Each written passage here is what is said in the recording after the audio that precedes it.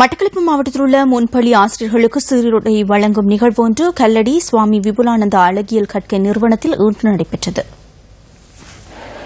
மட்டக்களப்பு மாவட்டத்தில் உள்ள 513 முன்பள்ளிகளில் கற்றல் நடவடிக்கைகளில் ஈடுபடும் 964 ஆசிரியர்களுக்கு இதன்போது சீருடைகள் வழங்கப்பட்டன.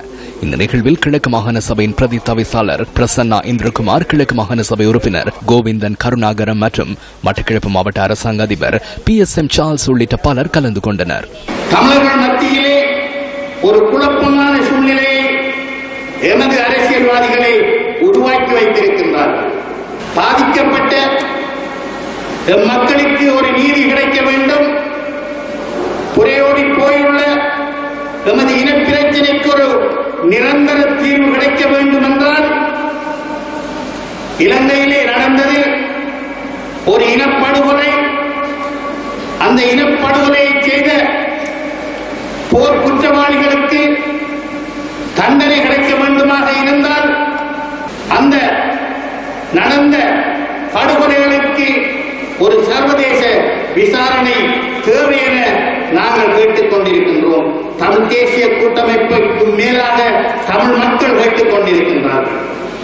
ஆனால் சில முதிர்ந்த அரசியல்வாதிகளே சர்வதேச விசாரணை நடைபெற்று விட்டது, இன்னும் என்ன சர்வதேச விசாரணை வேண்டி கிடக்கின்றது என கூறுகின்றார்கள்.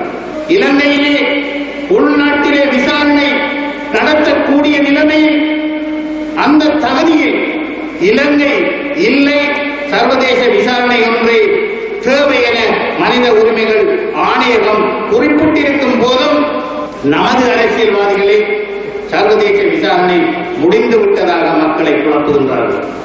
நாங்கள் தெளிவாக இருக்க வேண்டும், நாங்கள் அனைவரும் ஒற்றுமையாக இருக்க வேண்டும். ஒரு கொடியின் கீழ் ஒரு சர்வதேச விசாரணை வேண்டும். இணைந்த வடகிழக்கிற்குள்ளே ஒரு நிரந்தர அரசியல் தீர்வு வேண்டும் என்பதை நோக்கி எங்களது நகர்வு இருக்க வேண்டும். இன்று பணத்திற்காகவே தங்களுடைய புலமையையும் திறமையையும் விலை பேசிக் கொண்டிருக்கின்ற இந்த சமூகத்திலே இந்த பிள்ளைகளின் கல்விகளுக்காக அவர்களுடைய எதிர்காலத்திற்காக நீங்கள் உங்களை அர்ப்பணித்திருக்கின்ற இந்த சேவைக்காக எங்களுடைய பாராட்டை தெரிவித்துக் கொள்கின்றோம்.